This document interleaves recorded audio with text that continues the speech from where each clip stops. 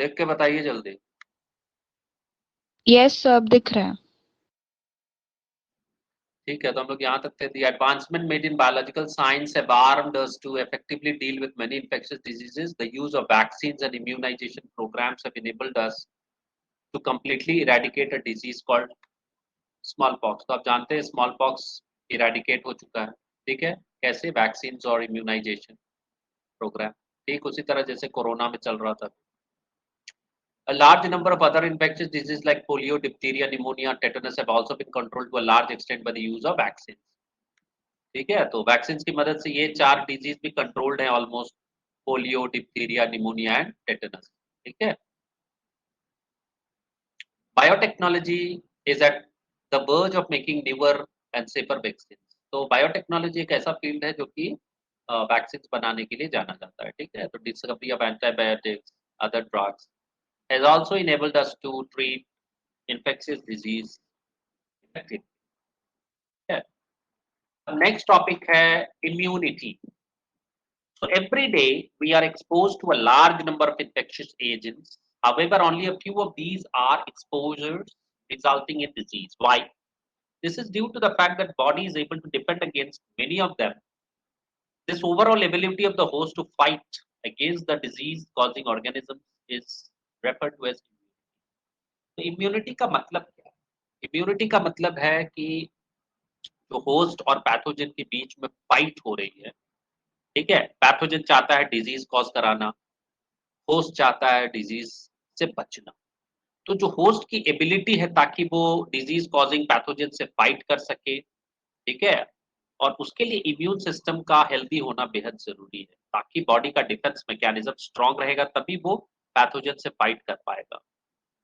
तो दो तरह की इम्यूनिटी हम लोग पढ़ेंगे, एक इनेट इम्यूनिटी होता है, दूसरा अक्वायर्ड इम्यूनिटी होता है। Innate immunity is non specific type of defence. ठीक है, नॉन स्पेसिफिक मतलब स्पेसिफिसिटी नहीं है, कहने का मतलब कि जन्म से ही मौजूद रहेगा ये। ठीक है, present at the time of birth. इनेट मतलब जन्म से ही रहने वाला, अक्वायर्ड मतलब जो कि आप अक्वायर करते हैं इन्वायरमेंट से। ठीक है, तो इनेट का मतलब होता है जन्म से ही प्रेजेंट है। So this is accomplished by providing different types of barriers to the entry of pathogens into our body. Innate immunity consists of 4 types of barriers. बहुत इंपॉर्टेंट सवाल है, एग्जाम में पूछता है कि innate immunity में जो 4 तरह के बैरियर हैं उसको एक्सप्लेन कीजिए। ठीक है, 2 मार्क्स में पूछेगा।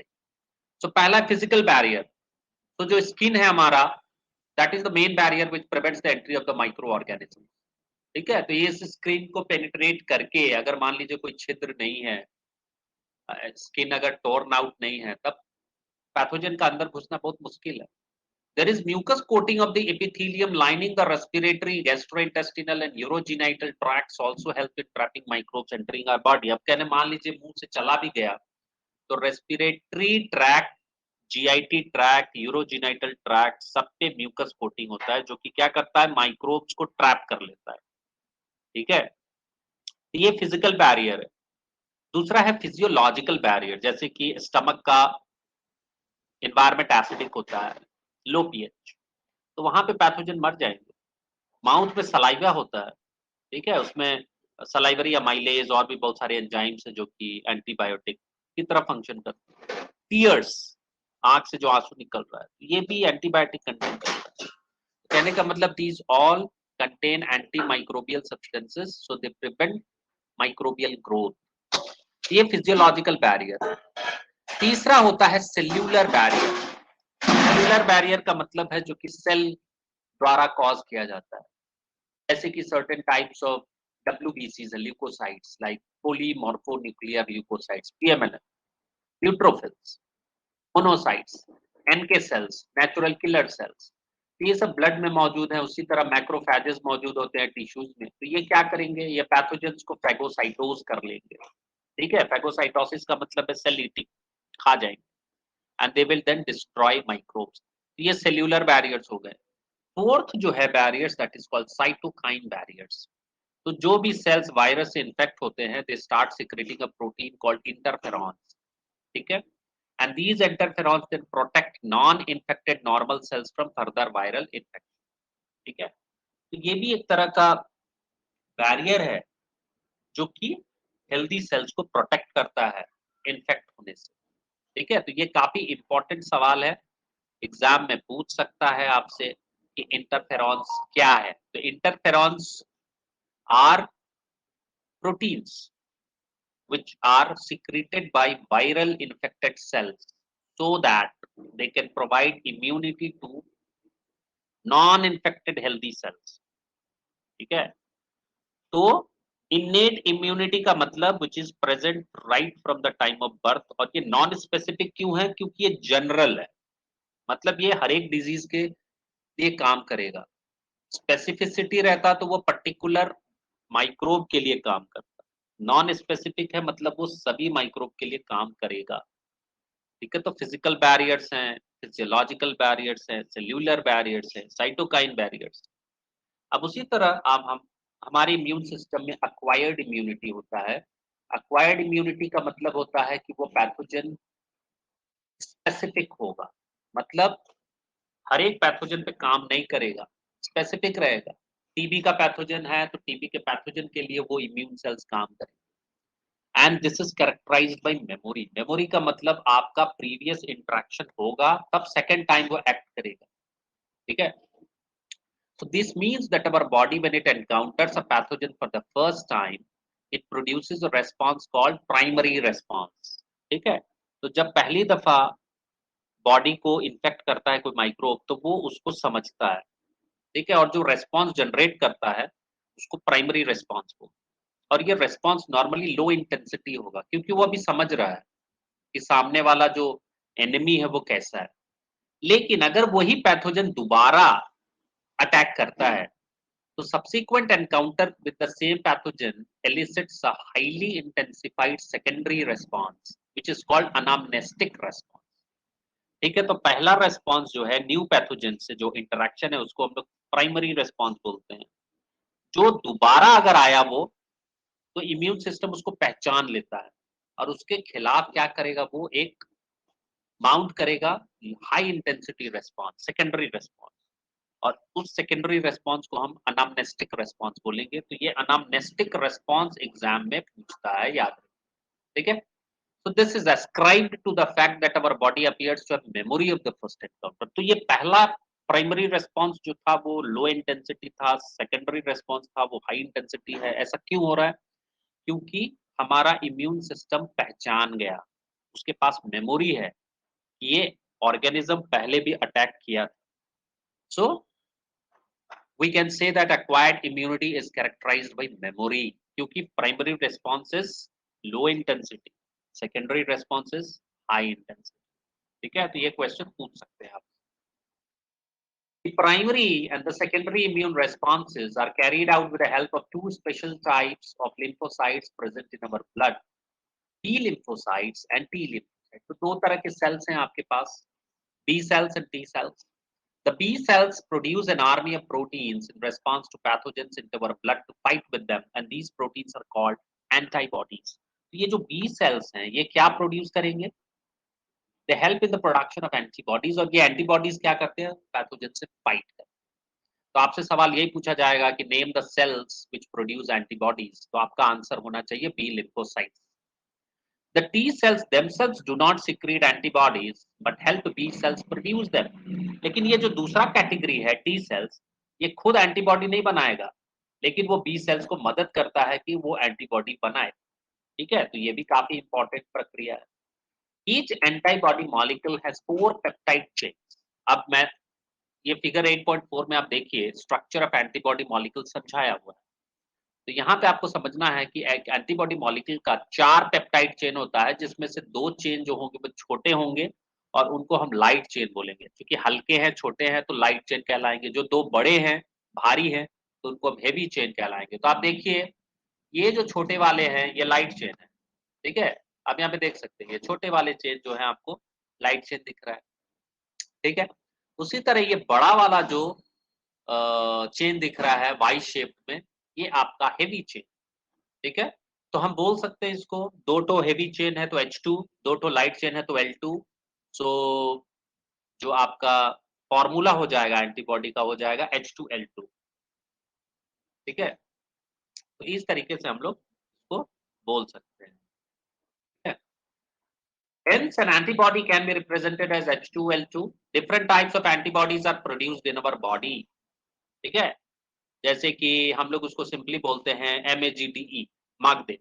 ठीक है, तो ये सिंपल एक्रोनिम है जो आप याद रख सकते हो, IgM, IgA, IgD, GDE। ठीक है, अब यहाँ IgA, IgM, IgE, IG दिया हुआ है, D भी होता है। यहाँ फिगर 8.4 में आपको कार्टून दिया हुआ है, आप इसको समझने का प्रयास कीजिए। 2 लाइट चेन है, 2 हेवी चेन है। ठीक है, ये ऊपर में आप देख सकते हैं एंटीजन जो पैथोजन का होगा वो बाइंड करेगा, so it is called ABS और एंटीजन बाइंडिंग साइट। ठीक है, और नीचे वाला जो पार्ट है वो सी मतलब कार्बन टर्मिनल है, एन जो आपका है वो नाइट्रोजन टर्मिनल है, और बीच में देखिए आपका SS डाइसल्फाइड ब्रिजेस भी आपको दिया हुआ है। तो कुछ कुछ ब्रिजेस जो हैं वो आपको लाइट चेन में दिख रहे हैं, हेवी चेन में दिख रहे हैं, कुछ कुछ आपको दिख रहा है जो लाइट चेन और हेवी चेन को इंटरेक्ट करता है। ठीक है, तो इनका काफी योगदान है स्टेबिलिटी में, आप समझ सकते हैं। ठीक है, तो डाइसल्फाइड ब्रिजेस आप देख सकते हो। ठीक है, एंटीजन बाइंडिंग साइट्स हैं, हेवी चेन है, लाइट चेन है, सी और एन टर्मिनल है। तो ये सारे स्ट्रक्चर्स जो है डिफाइन करेंगे एक antibody molecule. Because these antibodies are found in the blood, the response is called humoral immune response. ठीक है, तो ये एंटीबॉडी जो बी सेल प्रोड्यूस कर रहे हैं वो कहाँ मिलेंगे? आपको ब्लड में मिलेंगे, इसलिए इसको हम लोग ह्यूमोरल इम्यून रेस्पॉन्स बोलते हैं। ह्यूमोरल मतलब ब्लड से रिलेटेड, तो ह्यूमोरल इम्यून रेस्पॉन्स सिस्टम बोलेंगे। So this is one of the two types of our acquired immune response, antibody mediated. तो आपसे सवाल यही पूछा जाएगा कि एंटीबॉडी मीडिएटेड जो रेस्पॉन्स होता है उसको क्या बोलते हैं। ठीक है, so antibody mediated response system is B cell mediated and it is called humoral immune response. अब जो दूसरा टाइप होता है उसको हम लोग सेल मीडिएटेड या CMI बोलते हैं, सेल मीडिएटेड इम्यून रेस्पॉन्स या cell mediated immunity which is called CMI। तो बी सेल्स आपका ह्यूमोरल इम्यून रिस्पॉन्स कर रहा है, एंटीबॉडीज मीडिएटेड है, और जो टी सेल होता है वो मीडिएट करता है सेल मीडिएटेड इम्यूनिटी। तो B cell produce antibodies, T cell mediate cell mediated immunity. काफी इंपॉर्टेंट है, तो ये याद रखना। ठीक है, तो the T cells they mediate CMI और cell mediated immunity. Very often when some human organs like heart, eye, liver, kidney fail to function satisfactorily, transplantation is the only remedy to enable the patient to live a normal life. तो कभी कभी होता है, आप सुने होंगे heart fail हो गया तो हार्ट चाहिए, लगाते हैं, आई लगाते हैं तो सारा, लीवर खराब हो जाता है तो लीवर लगाते हैं, किडनी फेल हो जाता है तो किडनी ट्रांसप्लांट होता है। तो ये जो ऑर्गन का ट्रांसप्लांट होता है ये पेशेंट को बचा सकता है, लेकिन ये सबका ऑर्गन तो ट्रांसप्लांट नहीं हो सकता, तो आपको एक सूटेबल डोनर खोजना पड़ेगा। ठीक है, Why is it that organs cannot be taken from just anybody? किसी का भी ऑर्गन क्यों नहीं ले सकते? डोनर तो बहुत सारा मिल जाएगा पैसा देके, लेकिन आपको नहीं, आप नहीं लगा सकते उसको। तो ऐसा क्या चीज है जो डॉक्टर्स चेक करते हैं? ठीक है, सो grafts from just any source, an animal, another primate, or any human beings cannot be made since the graft would be rejected sooner or later. तो ये जो ऑर्गन होता है, अगर ट्रांसप्लांट आपने कर दिया, मान लीजिए सुअर का दिल लगा दिया आदमी में, तो क्या होगा? देर सवेर वो रिजेक्ट हो जाएगा। या फिर किसी अननोन ह्यूमन बींग्स का, आपने अनरिलेटेड ह्यूमन बींग्स का लगा दिया, वो भी क्या होगा?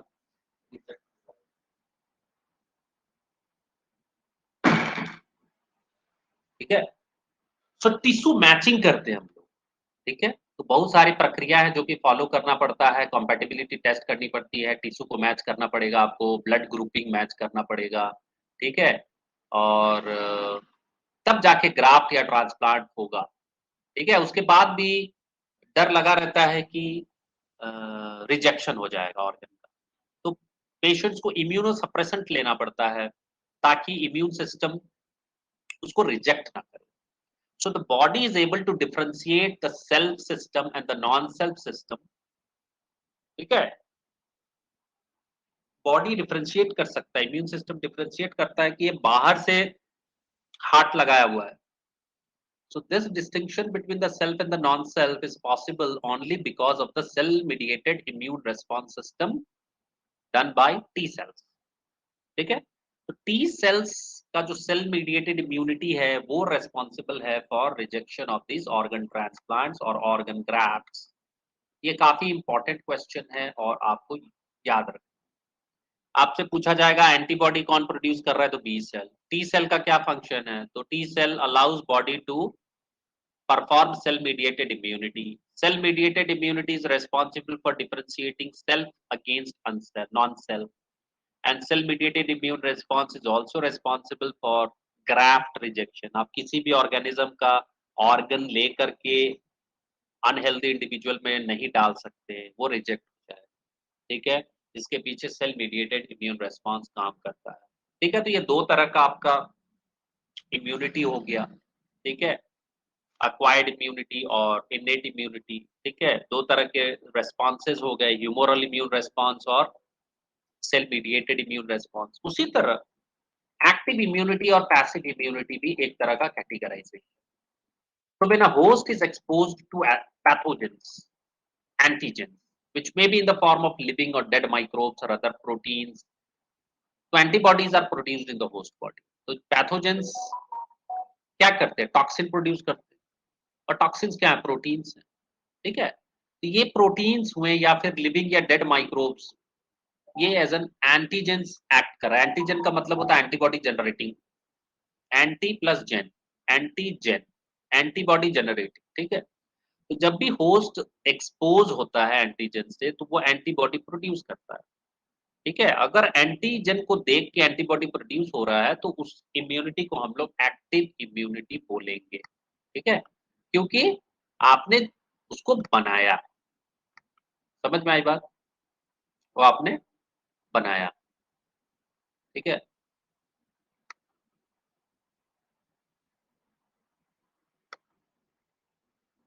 ठीक है। सो एक्टिव इम्यूनिटी कब बोलेंगे? जब आपका एंटीबॉडी बन रहा है।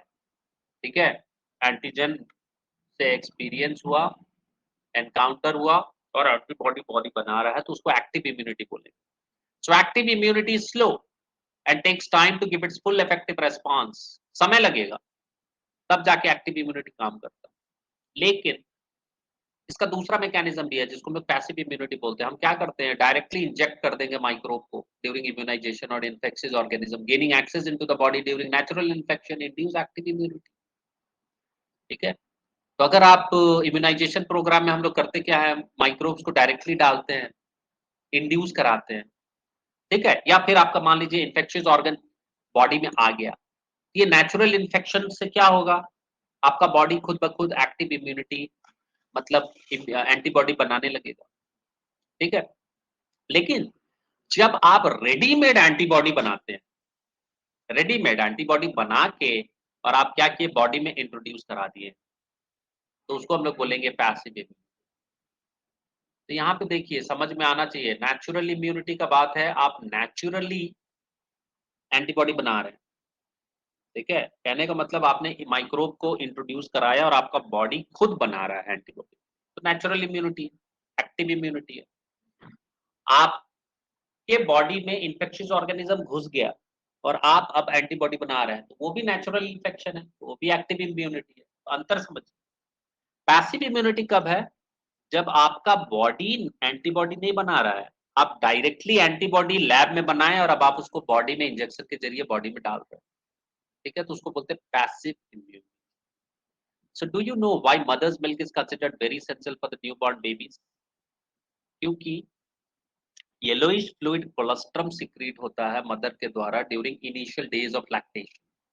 तो ये जो कोलेस्ट्रम है, yellow coloured fluid, it contains IgA. प्रचुर मात्रा में अबंडेंट एंटीबॉडीज आपको मिलेंगे इम्यूनोग्लोबुलिन ए का, तो ये इन्फेंट को प्रोटेक्ट करता है। ठीक है, the foetus also receives some antibodies from their mother through the placenta during pregnancy. ठीक है, तो अब ये सब सारे एग्जांपल्स हैं आपके पैसिव इम्यूनिटी के, क्योंकि ऑर्गेनिज्म खुद नहीं बना रहा है, उसको रेडीमेड एंटीबॉडीज मिल रहे हैं। जैसे इस प्लेसेंटा को मदर से डायरेक्टली एंटीबॉडी मिल रहा है फीटस को, प्लेसेंटा के जरिए, उसको क्या बोलेंगे? पैसिव इम्यूनिटी, क्योंकि खुद तो फीटस बना नहीं रहा है, उसको माँ से मिल रहा है।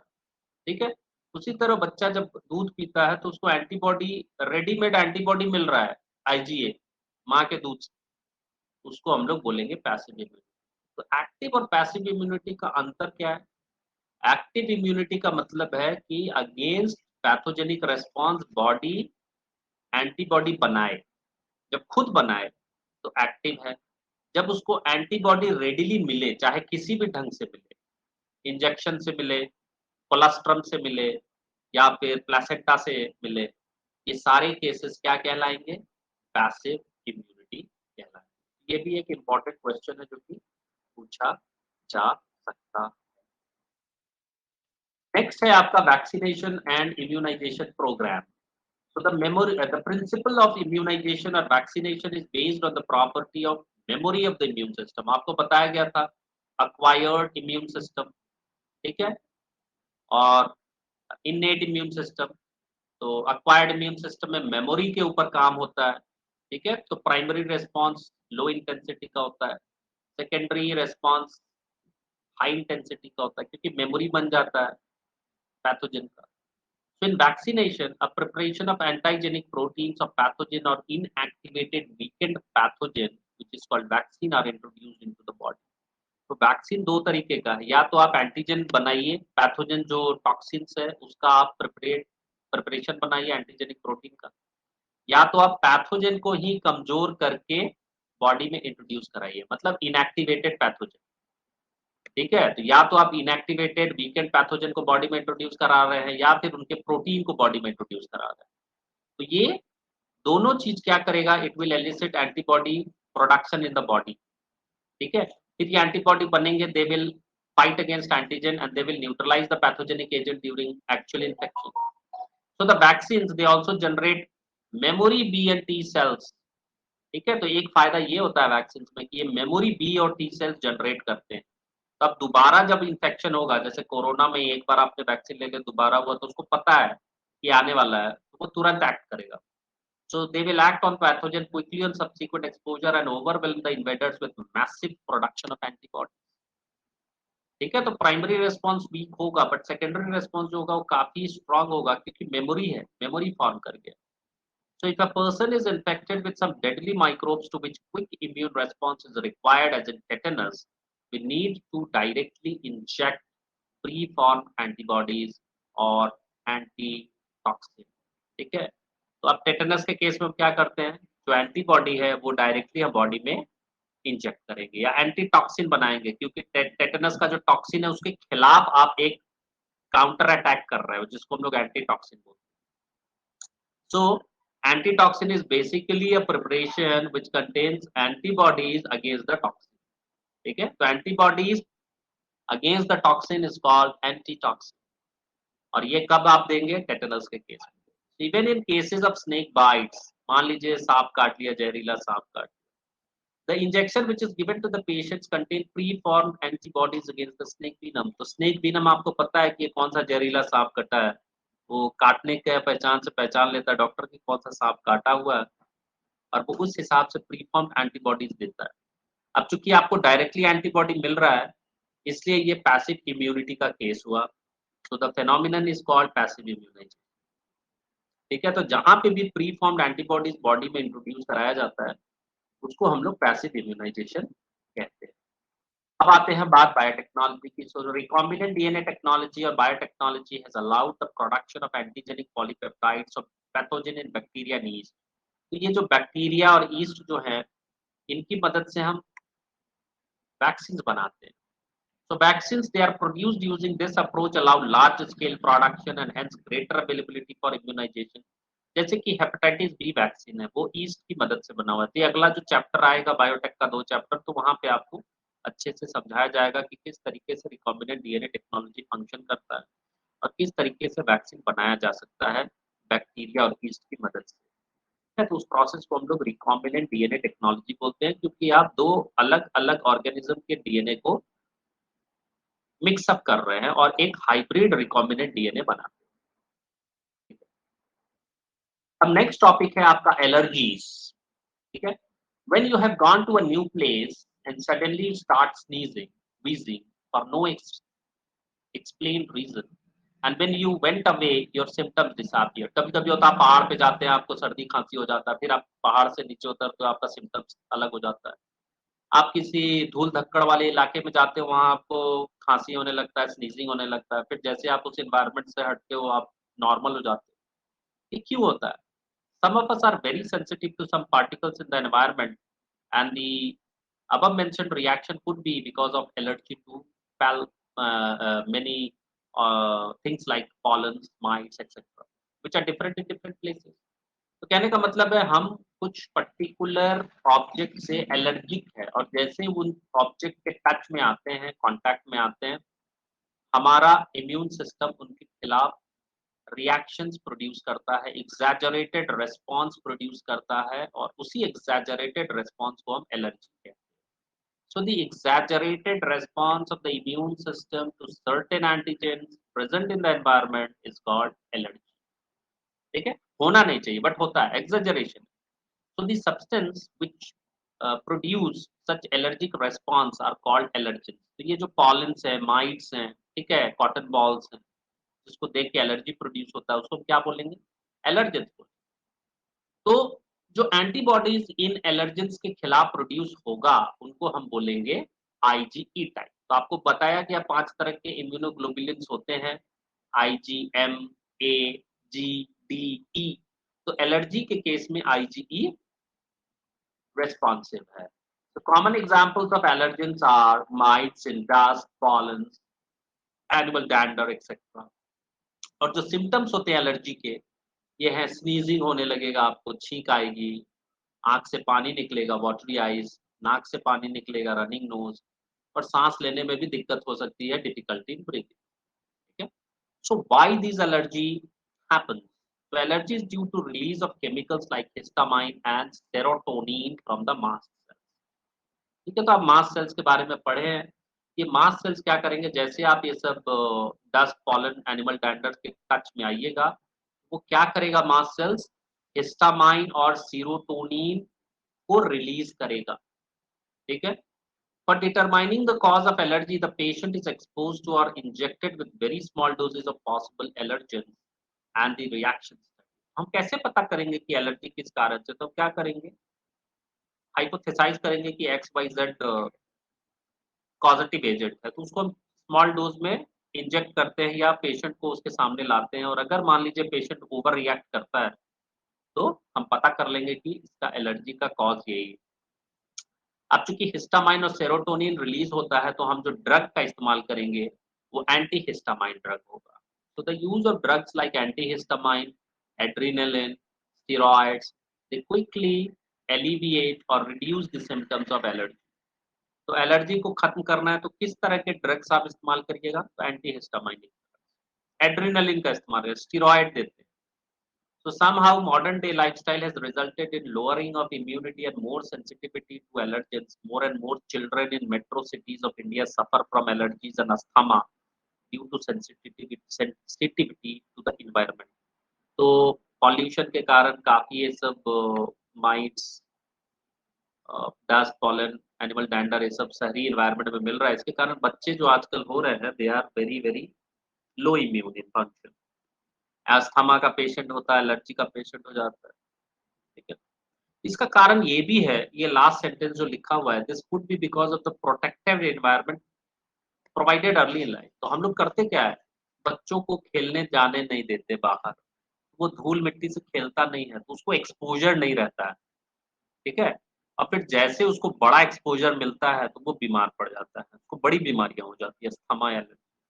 तो कहने का मतलब है, अगर बच्चे खेले नहीं, धूल मिट्टी में खेलेंगे, गर्मी बरसात में खेलेंगे, तो उनको बीमारी later on in the life नहीं होता है, और होगा भी तो मामूली सा होगा.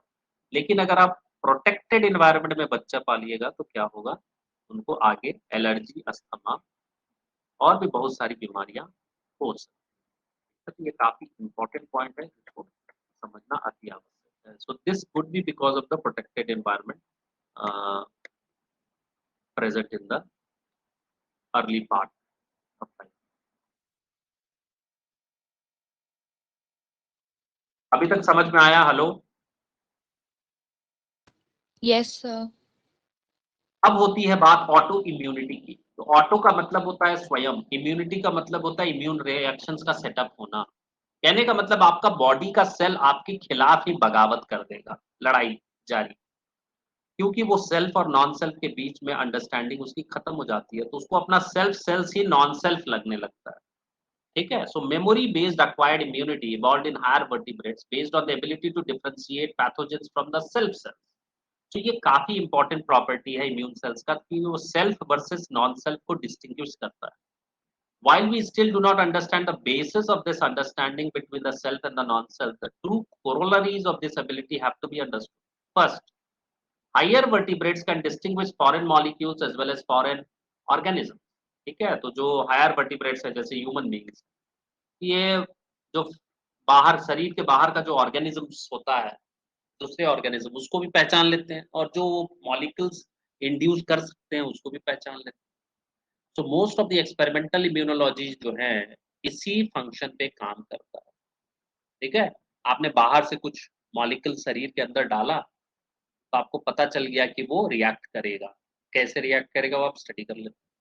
तो this study is called experimental immunology. ठीक है। Two, sometimes due to genetic and other unknown reasons the body attacks self।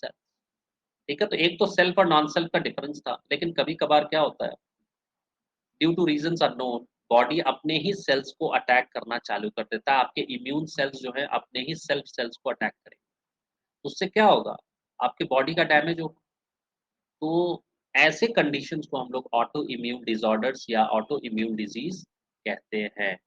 Auto immune disorders are those diseases where the body fails to recognize its own cell and starts attacking the self cell.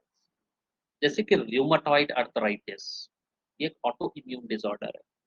ठीक है, इस बीमारी में क्या होता है, self non self की recognition fail हो जाती है और इम्यून सेल्स जो होगा वो अपने ही सेल्स को मारना चालू कर देगा। ठीक है, तो auto immunity.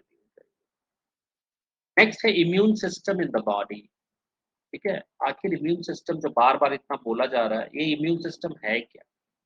So the human immune system consist of lymphoid organs, tissues, cells and soluble molecules like antibodies। तो बहुत सारी चीजें हैं इनमें, ऑर्गन्स हैं, लिम्फ ऑर्गन्स हैं, टिश्यूज हैं, सेल्स हैं, एंटीबॉडीज हैं, सबको मिला के आप इम्यून सिस्टम बोलते हैं। So as you have read, immune system is unique in the sense that it recognizes foreign antigen, responds to these and remembers them। तो इम्यून सिस्टम का यूनिकनेस क्या है? फॉरेन एंटीजन को रिकॉग्नाइज करना, respond करना और मेमोरी बनाना उसका, ताकि वो दोबारा जब आए तो जो रेस्पॉन्स होगा, सेकेंडरी रेस्पॉन्स जो होगा वो हाई इंटेंसिटी का होगा। So the immune system also plays an important role in allergy due to involvement of immunoglobulin E। Autoimmune disorders, organ transplantation, ठीक है, तो अभी आपने देखा ऑर्गन ट्रांसप्लांटेशन में सेल मीडिएटेड इम्यूनिटी रिस्पॉन्सिबल है, एलर्जिक रिएक्शंस में इम्यूनोग्लोबुलिन ई रिस्पॉन्सिबल है। ठीक है, ये सब काफी इंपॉर्टेंट है क्योंकि इम्यून सिस्टम का रोल इंसान। अब इनमें ऑर्गन्स कौन-कौन से इन्वॉल्व है, तो सबसे पहले लिम्फॉइड ऑर्गन्स है। So these are the organs where origin and maturation and proliferation of lymphocytes occur. तो लिम्फॉइड ऑर्गन्स में आपके जो बी सेल्स हैं, टी सेल्स हैं, उनका ओरिजिन होता है, मैच्योरेशन होता है, प्रोलिफरेशन। ओरिजिन मतलब वहां से ओरिजिन कर रहे हैं, स्टार्ट कर रहे हैं। मैच्योरेशन का मतलब वो मैच्योर कर रहे हैं, डिफरेंशिएट कर रहे हैं। प्रोलिफरेशन का मतलब होता है 1 से 2, 2 से 4, 4 से 8, इस टाइप से प्रोलिफ नंबर्स बढ़ना। So the primary lymphoid organs are bone marrow and thymus, where immature lymphocytes differentiate into antigen-sensitive lymphocytes। तो एक तो इमेच्योर लिम्फोसाइट है जिसको पता ही नहीं है सेल्फ और नॉन सेल्फ का डिफरेंस, और जो मैच्योर लिम्फोसाइट है उसमें ये कैपेबिलिटी आती है कि वो सेल्फ नॉन सेल्फ के बीच में डिफरेंस कर सके। तो ये जो ऑर्गन्स हैं आपके पास, बोन मैरो और थाइमस, यहाँ पे इनका डिफरेंशिएशन होता है। So after maturation, lymphocytes they migrate to secondary lymphoid organs like spleen, lymph nodes, tonsils, ears patches of small intestine and appendix। ठीक है, तो आपके जो प्राइमरी जो लिम्फॉइड ऑर्गन्स थे, ठीक है, जैसे बोन मैरो और थाइमस, वहां पे आपके लिम्फोसाइट्स डिफरेंशिएट कर गए। अब मैच्योरेशन के बाद वो दूसरे जो ऑर्गन्स है, सेकेंडरी लिम्फॉइड ऑर्गन्स, वहां मूव कर गए। तो सेकेंडरी लिम्फॉइड ऑर्गन्स में आपका स्प्लीन आएगा, लिम्फ नोड आएगा, टॉन्सिल्स जो है, फिर स्मॉल इंटेस्टाइन में पियर्स पैचेस होते हैं, फिर बर्मीफॉर्म अपेंडिक्स होता है। तो ये सारे जगह में ये क्या होंगे, फैल जाएंगे। These secondary lymphoid organs provide the sites of interaction of lymphocytes with the antigen. ये antigen कहाँ react करते हैं? Secondary lymphoid organs. सब सारी जगह, tonsils, spleen, lymph nodes, Peyer's patches और appendix. यहाँ interaction होगा antigen से, fight होगी आप कह सकते हो. And they will then proliferate to become effector cells. Effector cells तब तक नहीं बनेंगे जब तक antigen से मुकाबला न हो. जब वो एंटीजन से इंटरेक्ट कर लेते हैं तब वो इफेक्टर सेल्स कहलाते हैं. ठीक है, तब उनको पता चलता है कि हमको करना क्या है. अब ये डायग्राम में आप देख सकते हैं लिम्फ नोड दिखाया हुआ है, थाइमस दिखाया हुआ है. ठीक है, लिम्फेटिक वेसल्स दिखाया हुआ है. तो bone marrow is the main lymphoid organ where all the blood cells including lymphocytes are produced. तो बोन मैरो में सारे लिम्फोसाइट्स जो है, बी सेल्स, टी सेल्स, वो आप प्रोड्यूस कर रहे हैं. Thymus is a lobed organ located near the heart and beneath the breast bone. दूसरा ऑर्गन जो है आपका प्राइमरी ऑर्गन, लिम्फॉइड ऑर्गन, वो थाइमस है. ये हार्ट के पास. So thymus is quite large at the time of birth, but keeps reducing its size with age, and by the time of puberty, it is very small size. तो ये एक ऐसा organ है thymus जो कि जन्म के समय बड़ा रहता है, लेकिन समय के साथ क्या होता है, छोटा होता चला जाता है.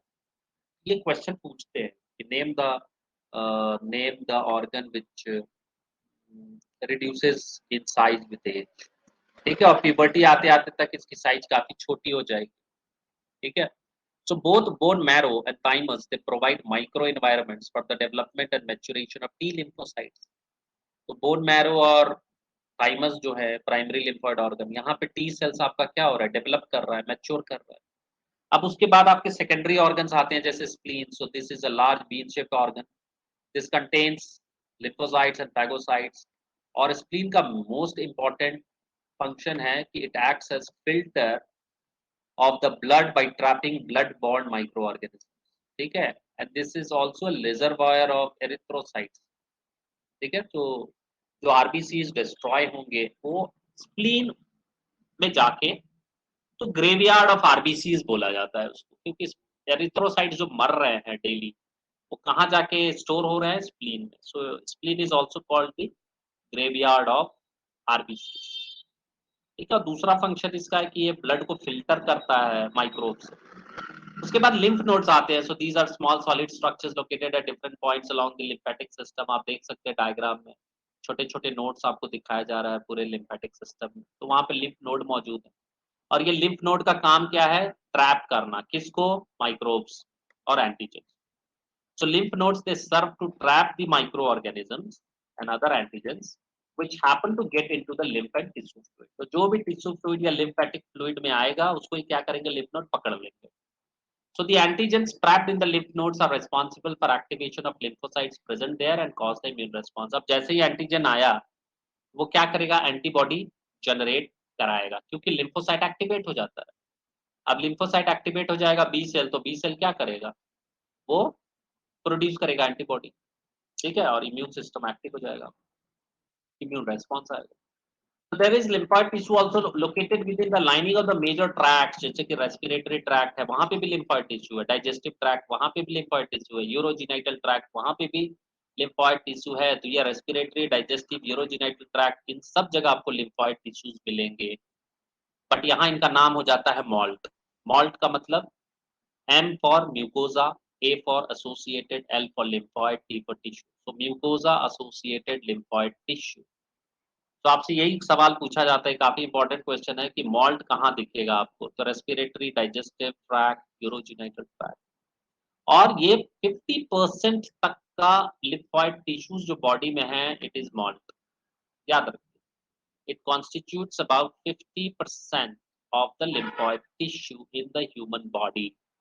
काफी इंपॉर्टेंट चीज है. ठीक है, तो ये जो म्यूकोजा एसोसिएटेड लिम्फोइड टिश्यू है, it is found in respiratory tract, digestive tract, urogenital tract, and इनका कंट्रीब्यूशन है 50% of the total lymphoid tissue present in the body. ठीक है, इस तरीके से आप प्राइमरी लिम्फोइड ऑर्गन जो हो गया आपका बोन मैरो और थाइमस. ठीक है, सेकेंडरी लिम्फोइड ऑर्गन जैसे स्प्लीन हो गया, लिम्फोइड टिश्यूज हो गए, नोड्स हो गया, पियर्स पैचेस हो गया, टॉन्सिल्स हो गया, इसके बारे में आप समझते हैं. और फिर मॉल्ट, रेस्पिरेटरी, डाइजेस्टिव और यूरोजिनाइटल ट्रैक्ट पे पाया जाने वाला लिम्फोइड टिश्यू को हम लोग मॉल्ट बोलते हैं. अब नेक्स्ट टॉपिक है आपका acquired immune deficiency syndrome or AIDS, very important. So this means deficiency of the immune system acquired during the lifetime of an individual, indicating that it is not a congenital disease. तो जन्म से आप किसी भी आदमी को ads नहीं होता, तो ये कॉन्जेनाइटल तो है नहीं, ये बाद में आया डिजीज, एनवायरनमेंट से आपने पिकअप लिया है, इसीलिए इसको बोलते हैं एक्वायर्ड। इम्यूनो डेफिशिएंसी का मतलब इस डिजीज में क्या होगा कि इम्यून सिस्टम कमजोर हो जाता है, डेफिशिएंट हो जाता है। और सिंड्रोम, सिंड्रोम का मतलब है नंबर ऑफ डिजीजेस। तो बेसिकली एड्स जो है वो डिजीज नहीं है, वो सिंड्रोम है, नंबर ऑफ डिजीजेस और disorders. So syndrome means a group of symptoms. AIDS was first reported in 1981. सबसे पहले एड्स कब रिपोर्ट हुआ? 1981 में।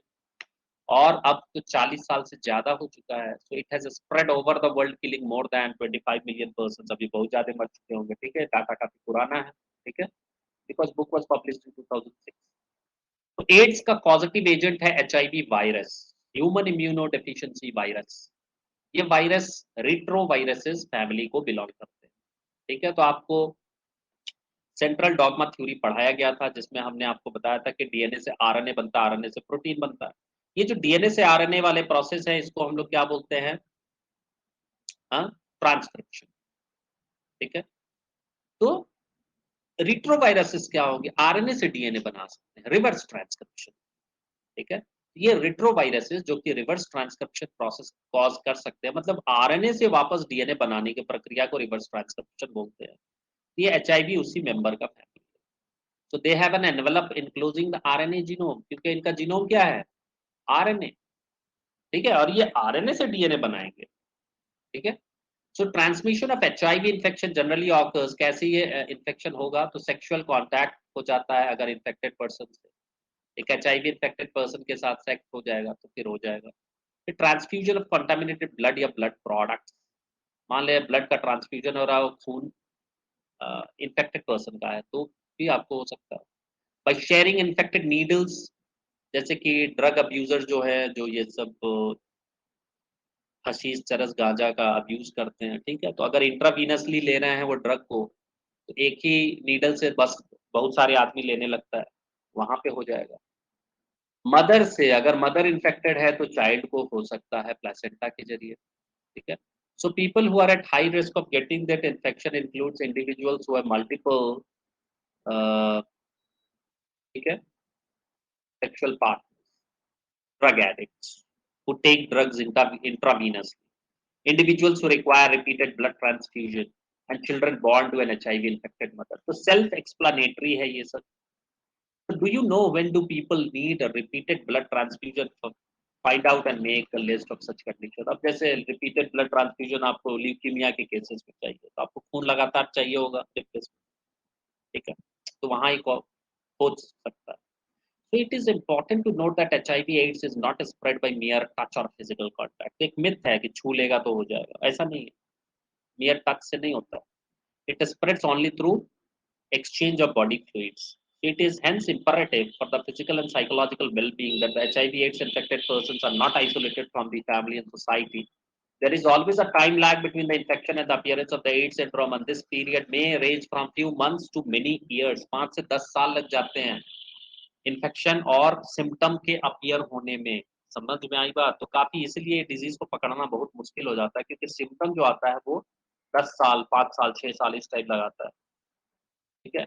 तो पकड़ में नहीं आता है, अगर पकड़ में आ गया तो उसका इलाज संभव हो सकता है, ठीक है, कम से कम लाइफ टाइम थोड़ा सा बढ़ जाएगा। हो क्या रहा है? After getting into the body of the person, the virus will enter the macrophage, ठीक है। तो सबसे पहले बॉडी में घुसने के बाद वो कहाँ जाएगा? मैक्रोफेज में जाएगा, where RNA genome of the virus replicates to form viral DNA with the help of enzyme reverse transcription. तो अभी आपको मैंने बताया था कि ये जो रिवर्स ट्रांसक्रिप्शन प्रोसेस में आरएनए से ये वायरस क्या करेगा? वायरल डीएनए बनाएगा। तो उसको कौन सा एंजाइम मदद करेगा? तो जो एंजाइम रिवर्स ट्रांसक्रिप्टेज में इम्प्लीकेटेड है, that is called enzyme reverse transcriptase, ठीक है, एग्जाम में पूछता है।